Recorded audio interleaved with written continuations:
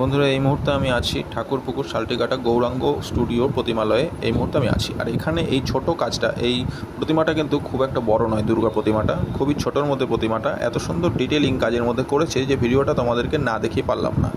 এই অসুরটা দেখো, অসুরটা এত সুন্দর করে করেছে। এই অসুরের মুখটা দেখো, এবং সম্পূর্ণ অসুর এবং প্রতিমার যে ফিনিশিংগুলো, এখনও কিন্তু ফাটাগুলো ঠিক করা হয়নি, তার আগেই কত সুন্দর ফিনিশিং লাগছে। অসুরের জুতো থেকে শুরু করে এইটুকু একটা প্রতিমাতে এত সুন্দর করে কাজ করা যায়, সেটা আমার খুবই ভালো লাগলো দেখে। অসুরের সিংহর থাবা থেকে সিংহর মুখ সম্পূর্ণ আমি ক্যামেরাটা কাছে এনে এনে তোমাদেরকে দেখাচ্ছি, তোমরাও দেখো।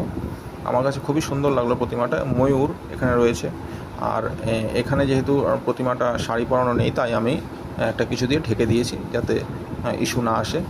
আর প্রতিমাটা একটু দূর থেকে আমি পুরো ক্যামেরায় এনে দেখাচ্ছি। এখানে জায়গা যেহেতু খুব কম, তাই ক্যামেরায় পুরো আনতে পারছি না। আর মুখটা আমি দেখাচ্ছি, মুখটা কত সুন্দর অপূর্ব। তো বন্ধুরা, টাটা, এখন এই পর্যন্তই থাক। আরও অনেক ভালো ভালো ভিডিও নিয়ে